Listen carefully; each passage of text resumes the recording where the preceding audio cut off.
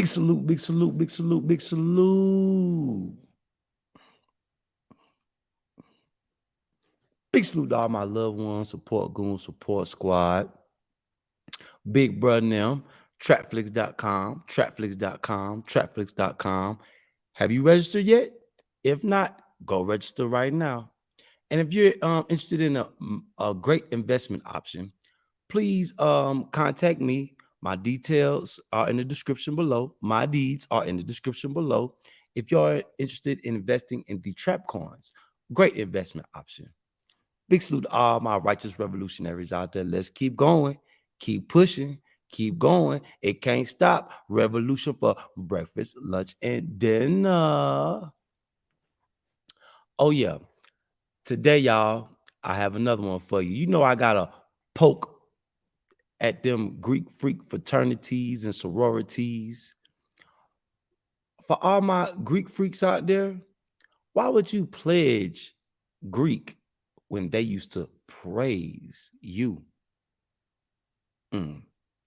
Does Black America, do they just want to be a part of something, want to be accepted into something? That probably comes from us being stripped of everything that we know.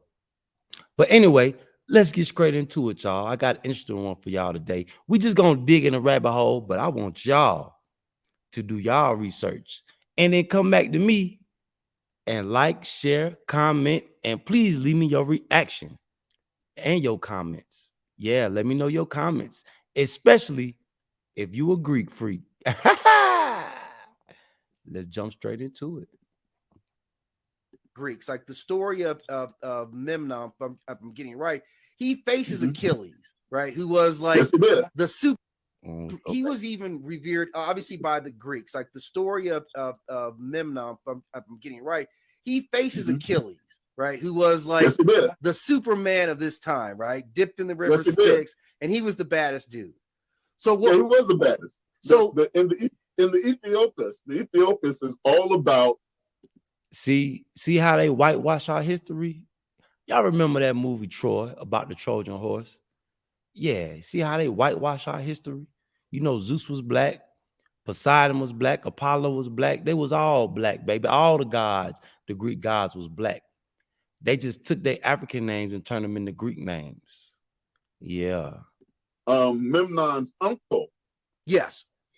Uncle. His uncle was Priam, the king of Troy. Yes. Right? Now, of course, every time we have a great civilization, they always come and try to destroy it. So I think this is the first great battle. The first great battle that we had with them barbarians. Yeah, them Greeks. Of course, they never show you this in these movies about Troy and all that. But Troy, at least the royalty, was a black. They were black people. This is what they never bring up. Memnon's uncle, who was the king of Troy, his name was Priam. He sent word to Memnon to come and save the Trojans from the onslaught of the Greeks. Yes. Memnon arrived, right? He arrived with his Ethiopians, and they proceeded to wax the floor with the Greeks. They never tell you that. They never show you that, right? Yeah, right.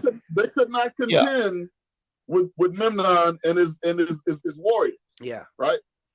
They beat them so bad that they ran back to their boats. And the only reason they didn't get slaughtered down to the last man was because of two things. One, the sun went down. And two, the Ethiopians were what you call very highly noble people who tried to avoid slaughtering people if they could. Now, all these Greeks were sitting there in front of their fires, right down to their boats on the shore, trying to contemplate. We can't deal with these people. Let's get out of here. Let's get on these boats. Yeah. And get away with our lives. Yeah. But somebody came up with a what they thought would be a good idea. Why don't we ask the Ethiopians for single combat? Yes. Single combat, meaning you send your greatest warrior out, we'll send our greatest warrior out, and whoever loses, your army has to leave. Yeah. Memnon and Achilles were chosen, and they fought for days. For days. for days, neither one could best the other. They were respectable. Yes. Right?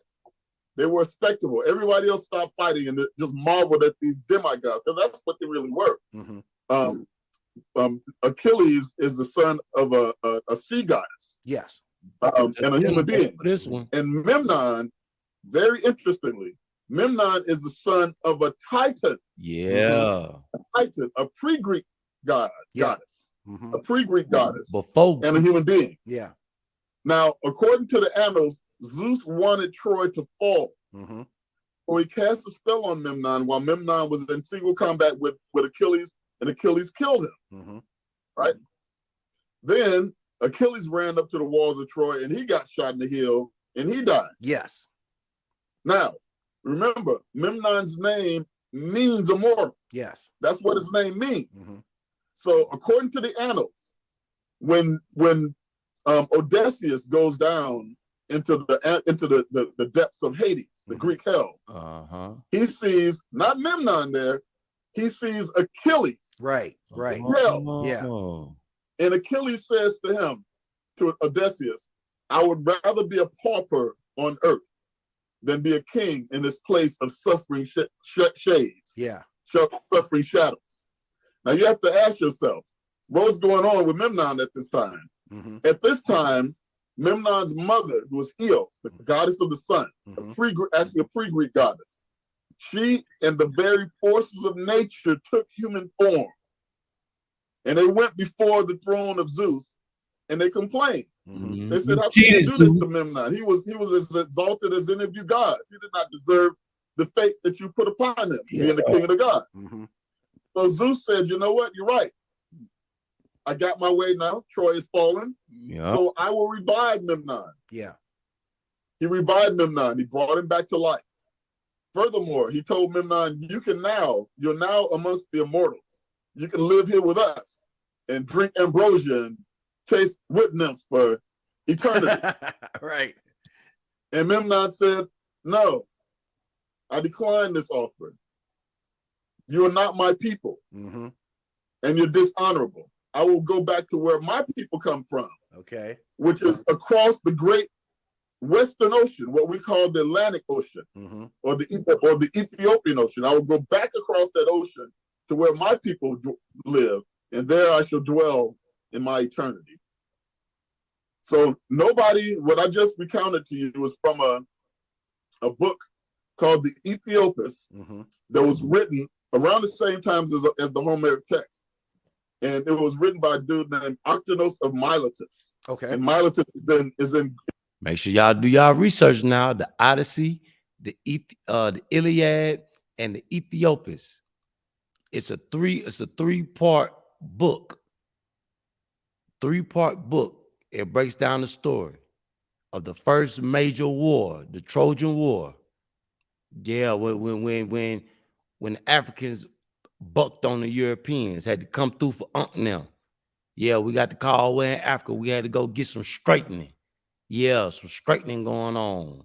Is in Turkey, right? It's around the Black Sea area. There's a lot of legends about Memnon and Ethiopians over in that area. Also, there's a lot. There's a lot going that which I'll tell you about that area of the world. That's the reason why.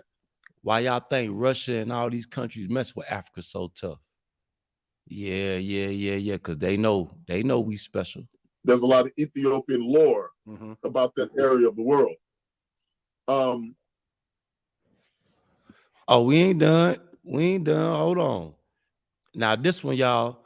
I picked up the Iliad. Hold on. It ain't this one. Let's go down. Yeah, we're gonna do now. They whitewash this one. So eat the meat and spit out the bones. And for YouTube, StreamYard, disclaimer. This is for entertainment and educational purpose only. This is for entertainment and educational purposes only. Lego.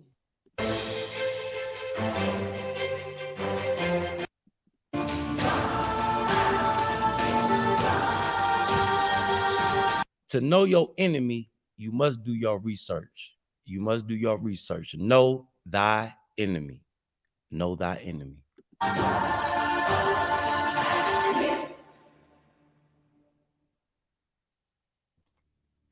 Long ago, when monsters roamed the earth, a rich and powerful kingdom sat across the sea from the great cities of Athens and Sparta.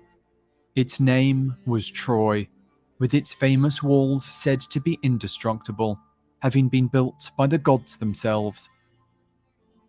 The city was ruled by King Priam and Queen Hecuba, who were deeply loved and respected by their people, with Priam.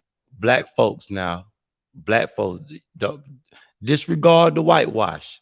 Disregard the whitewash. You know, it wasn't no white folks looking like this in no Asia at that time. Come on now. Having 50 sons and 50 daughters during his reign. The most admired of them would be Prince Hector, Troy's greatest warrior. The eldest son of Priam, Hector was a brave and honourable warrior, second only to Achilles in combat.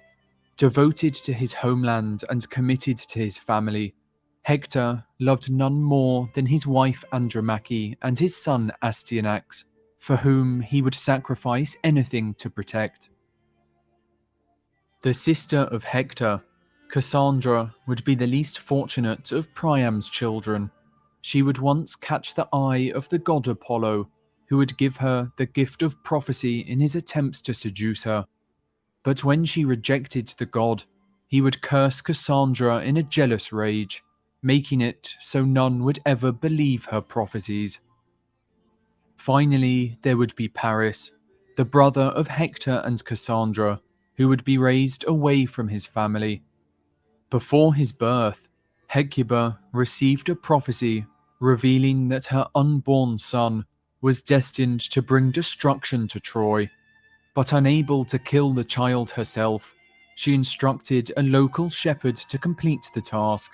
But just like Hecuba, the shepherd could not harm the helpless infant, and instead would raise Paris in secret, a decision that would change the course of history. Now ask yourself, how do a Caucasian give birth to an African king now? You see how they whitewash our history? Our history. His story, not their story. His story, our story.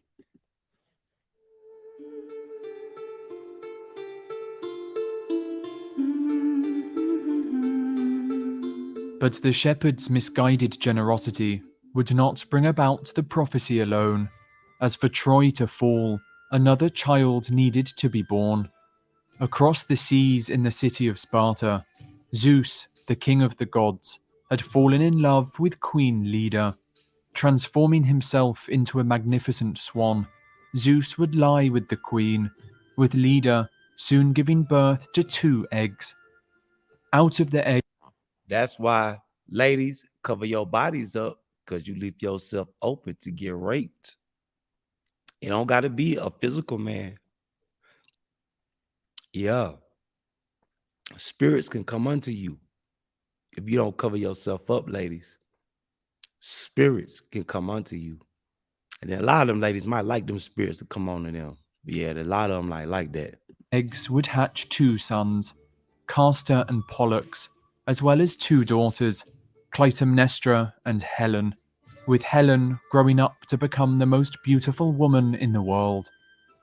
When Helen came of age, almost every man would attempt to win her hand in marriage, with the greatest warriors, richest warlords, and even Greece's princes traveling great distances to reach Sparta, with Hey, I'm Kayla, and I'm one of the AI voices from Revoicer. Entertainment. I can be sad, educational purposes and you'll think that I only, might break entertainment and down. educational purposes Odysseus only. of Ithaca, Agamemnon of Mycenae, and Ajax of Salamis, all putting themselves forward.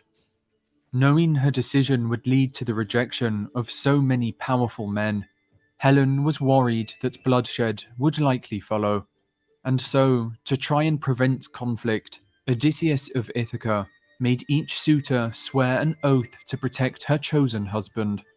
With the threat of violence now gone, Helen would choose Prince Menelaus of Mycenae, with the 2 soon marrying and becoming the king and queen of Sparta. Disappointed, her other suitors would peacefully return home, but unknown to them, Their oath to defend her chosen husband, King Menelaus, an oath they had made to prevent violence, would be the very thing that would draw them into one of the greatest wars the Come on, let's speed this thing up a little bit. Eris, the goddess of discord and strife, who brought chaos wherever she went. Hurt that she was not invited to the wedding, Eris would decide to attend anyway, bringing with her a gift that would sow the seeds of conflict amongst the gods. Oh, I'm tripping, y'all. My bad. Yeah, y'all need these names. The parents of Achilles, Thetis, Y'all need these names. So if you write them down, you research them, you could get their African names. Yeah, we need the African names of all these Greek gods and goddesses because they are just the 24 elders. Our 24 elders. Yeah. Thetis, the goddess of water, and Peleus, king of Phthia, had been invited to Olympus to celebrate their marriage. Hosting a great feast, they would invite all the gods and heroes from across the land, but they would make one exception. For amongst all the gods, there was one who was universally disliked, Eris, the goddess of discord and strife, who brought chaos wherever she went. Okay. Hold on, y'all. It was another video I was watching that gave us a better breakdown. I don't like all that whitewashing, man. Was it this one? The Aethiopes or Aethiopes is a lost epic of ancient Greek literature. It was one of the epic cycle, that is. No, not that one. Yeah, because you immediately go from that and then. But a big salute to them brothers. They went in depth on it. Man, where is it? It was one I was watching. It was one I was watching.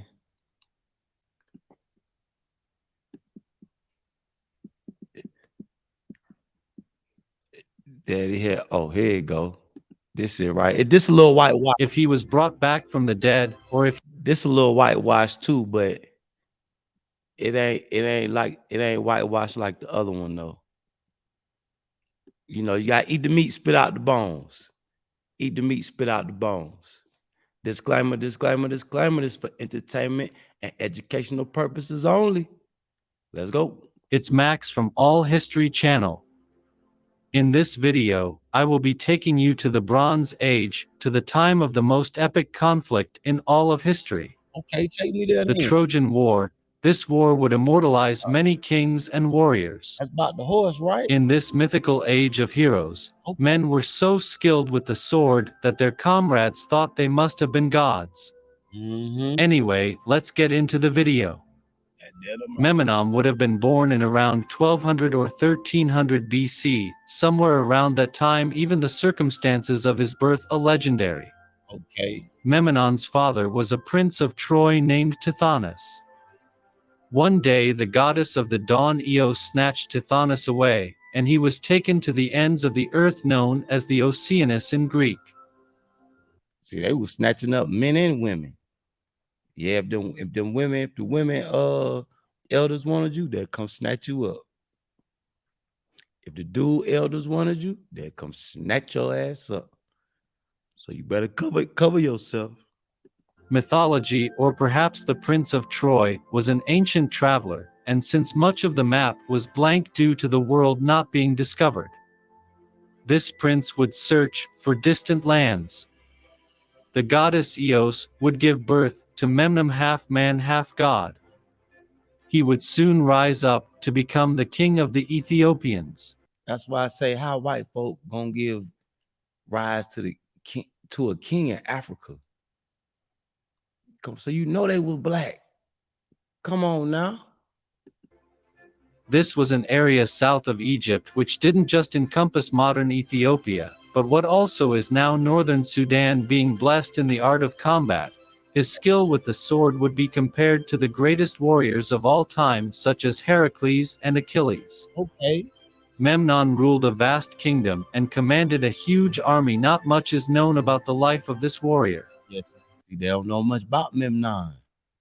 Cause they wasn't all in Africa yet. So they ain't know much about Memnon. See, they weren't able to come see us yet. We was the one coming to see about we was the ones pulling up. They weren't able to pull up yet. They didn't know how to pull up. We was the ones pulling up. Yeah, we was the ones finding distant lands, putting it on the map. That was us. Yeah, that was us. As many poems regarding his life have been lost to time, Memnon would also conquer great kingdoms to the east. He is also described as a handsome man and at some point married a Trojan queen. Now I must take you to the climax of the Trojan War. In the 10th year of the war, Achilles the champion of the Greeks and Hector the champion of Troy would engage in a 1 versus 1 duel. This duel resulted in the death of Hector. Hey, now y'all know where that saying come from. Let me get my one. Yeah, let me get my one. Yeah, let's bring that back. Give me my one-on-one. Yeah. The city of Troy was now without a military leader and was left weak. Priam, the king of Troy, pleaded with the gods to help him in his darkest hour. The gods heard his pleas and told They heard him praying. They heard him praying. Memnon to leave Ethiopia and march to the aid of Troy. Memnon, being a son of a prince of Troy and having married a queen of Troy, probably kept in close contact with them since the war was raging for 10 long years between the Greeks and the Trojans. Word would have gotten to Pull up, nephew. Pull up. We need you, nephew. Pull up. Memnon in Ethiopia. Memnon would gather his men and march towards the city of Troy. He arrived with men that had a terrifying warlike appearance, and there were so many of them that the city could not accommodate them all, and many of the men had to camp outside the city walls. Came deep with the goons. He was deep with the goons. Memnon arrived into the city after an argument where the rulers of Troy debated if he would show up. At all the army, they think he would go pull up. They're like, man, he go pull up for the show. He go pull up. But we pull up. Was described as being too big to count, and on his arrival Priam hosted a huge banquet in his honor. Memnon and Priam would exchange glorious war stories all night of past triumphs. Memnon's tales led to Priam to declare that he would no doubt be the savior of Troy and annihilate the Greeks. However, Memnon was a very humble man and didn't boast at the banquet, as he thought that would be unwise. Yeah, it is said that the gods we humble and respectful. We know what we came to do, but we ain't gonna brag about it. Yeah, we know what time it is. Yeah. Gods favored Memnon, and so great was their love for him that Zeus ordered all other Olympians to stand down and not interfere in the battles ahead, as Zeus wanted to see Memnon's fighting ability. The day after the banquet, both armies would face off against each other, the Greeks on one side and the Trojans and Ethiopians on the other. Memnon and his army attacked the Greeks, and a fierce battle would ensue. The king of Ethiopia was described as riding a chariot and killing all that were in his path. At some point, Memnon would leave his chariot and fight head-on with the Greeks until he encountered a fearsome foe, that being Antiqualus. Anticulus was the son of Nestor, the king of Pylos, and the prince was known. Now that sounds like a real hitter right there. I'm jumping out the whip. Where they at? Where they at? As a savage warrior. The two warriors clashed, but Memnon would kill Antiqualus. A great hero of Greece had just been vanquished after the death of Antiqualus. Yeah. The tide turned in the battle, and the Greeks were driven back to their ships in a panic. Yeah. They were on the verge of defeat. Nestor, the father of Antiqualus, challenged Memnon to a fight as the battle raged on, but Memnon said it wouldn't be just to fight such an old man, and refused. This conveys he wouldn't even fight OG. OG wanted some. OG say he wanted some. Maybe I say, nah, OG, I can't even do you like that, OG. I can't even do you like that. Memnon's warrior values he kills, and he must to an opponent he sees as worthy, but will not kill for the sake of it. Man, now that's deep. That's deep. I need to hear that again. I need to hear that again. He sees as worthy, but will not. Memnon's warrior values. He Warrior kills, values. and he must to an opponent he Warrior values. Come on now. Hold on. Play that back. values. He kills, and he must to an opponent he sees as worthy, but will not kill for the sake of it. Not kill. The Greek army were now about to be pushed into the sea by the Trojans and Ethiopians. Damn, that's deep. And Nestor, still full of grief and rage due to the death of his son, managed to find Achilles on the battlefield. Nestor would tell Achilles to avenge the death of his son, who was also a close friend to Achilles, and he agreed. Achilles then found Memnon on the battlefield and challenged him to a fight in single combat. Memnon had heard of the great warrior Achilles and agreed to the fight. The two heroes were evenly matched, both favored by the gods, and were also rumored to be demigods. The Olympians agreed to help neither of them, and would watch the fight with their full attention, as a fight of such skill and speed would never be seen on Earth again. The battle drew to a halt. The first sellout show before Floyd Mayweather. The first sellout fight. Even the guys was watching. Before Floyd selling out fights. This was the first sellout. Yeah, the first sellout fight. Everybody stopped. They put them on the big screen. You listening to the story? They put them boys on the big screen. And men gathered around the two champions to see them clash in what would be the greatest duel in antiquity. It is said that Zeus projected the two men into giants so that all the men on the battlefield and the Olympians in the sky had a full view of this epic battle. Put them on the big screen. The two demigods then clashed, and their speed and skill would leave both gods and men in awe, as their movements seemed to be impossible to recreate. Memnon and Achilles would fight for a long time.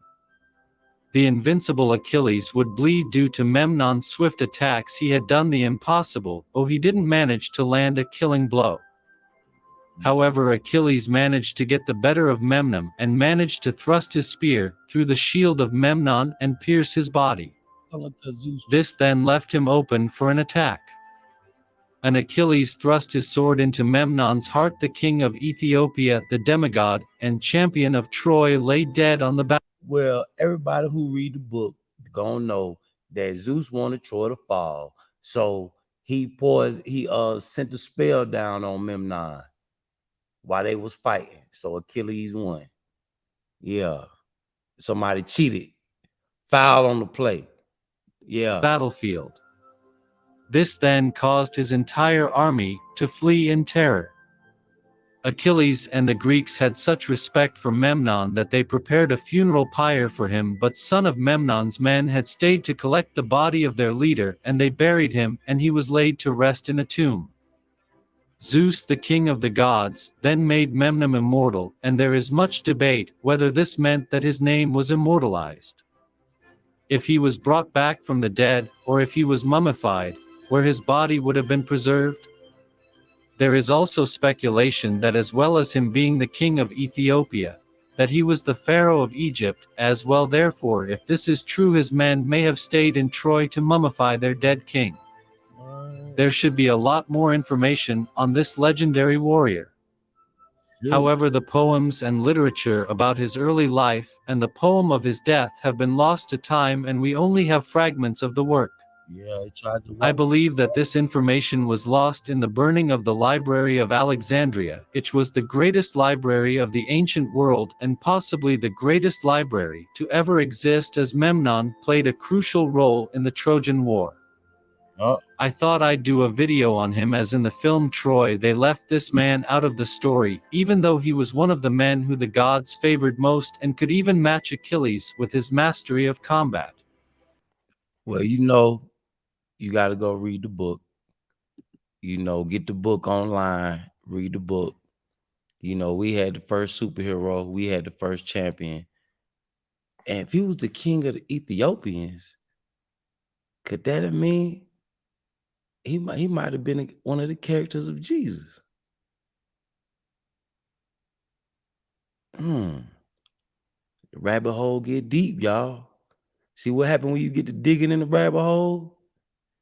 Now you get to poke at the Greek freaks, all the fraternities. Yeah, you get to poke fun at them while they praising them, while they pledging to them. Don't even know they supposed to be getting praised. While they pledging, they supposed to be getting praised. So what do y'all think? What's y'all reaction?